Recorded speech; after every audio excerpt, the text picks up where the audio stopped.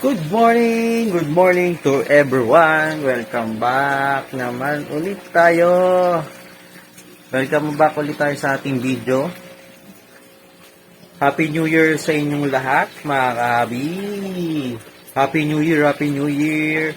So, ngayon, January 1 tayo ngayon. So, every year ito ginagawa.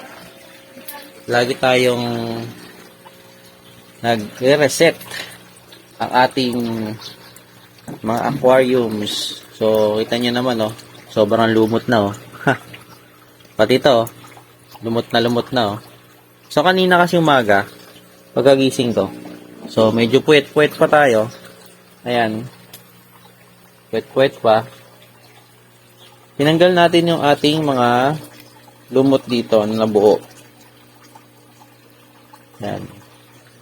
Tanggal natin yan, tinanggal natin yan. Pati ito, dyan, yan. Lahat ng lumot. Pati dito. Natin, para maging clear, malinis. Gumamit lang tayo ng ating may wagang blade. Yan. So, ngayon, syempre, mag-water change ako. Isang tak natin, mapansin nyo, yan, sobrang lumot. Yung flow na kasi ng ating lumot dito, nabuo na,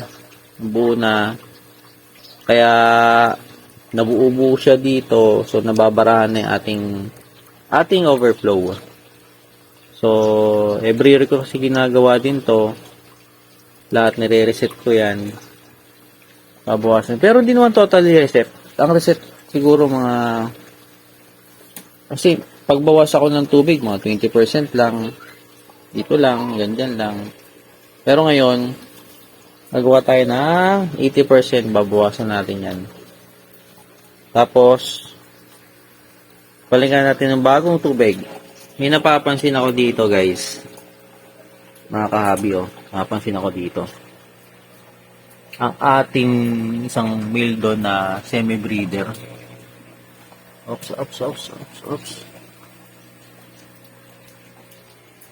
Naghahabulan sila. Ayun, oh. Feeling ko mayroon siyang natirang itlog. Yan, itong ating red and white.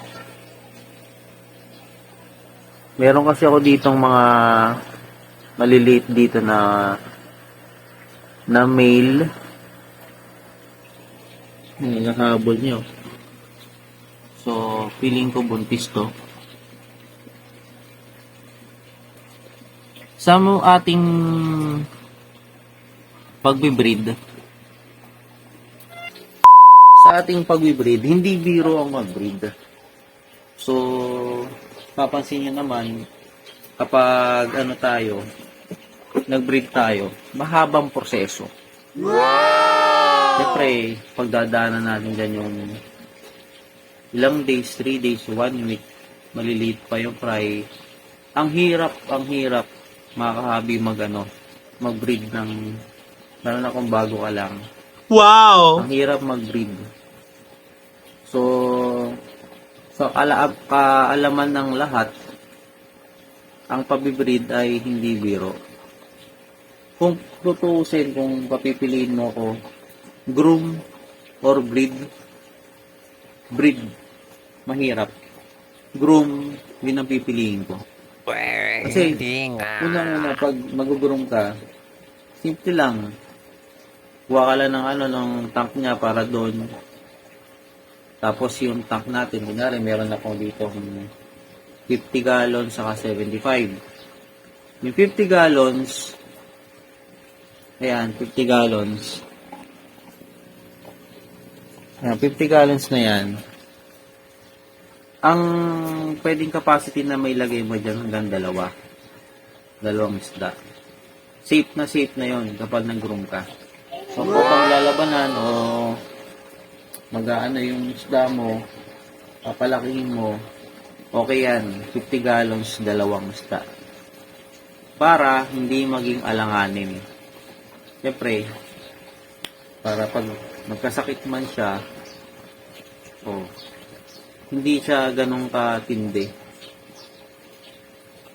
Siyempre, malilinisan mo siya ng maayos. sa dalawang isda lang sa 50 gallons. Yung 75 naman, nilalagay ko dyan hanggang 3. 75, 3 isda. Pag igurum ko siya. Mas better na mas malaki yung capacity niya sa isang tank. Para mas mabilis yung production saka yung development ng katawan. Yun, may share lang ako, na-share ko lang sa inyo. So, kasi ako, nag-start ako sa pangisda as groom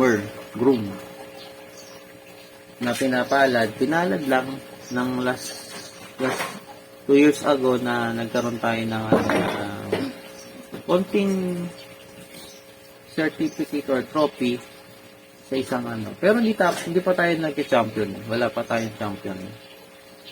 Siguro soon magkakaroon na tayo. May awa naman ng may taas. So, ngayon nagawa tayo things na tayo. Na-flex ko lang yung ating mga isda. Yan. Meron tayong bagong may bago tayong mga isda. New breed ko na SBST. Crossbreed sa rose tail. Then, yung ating mga guppy. Breed ko rin.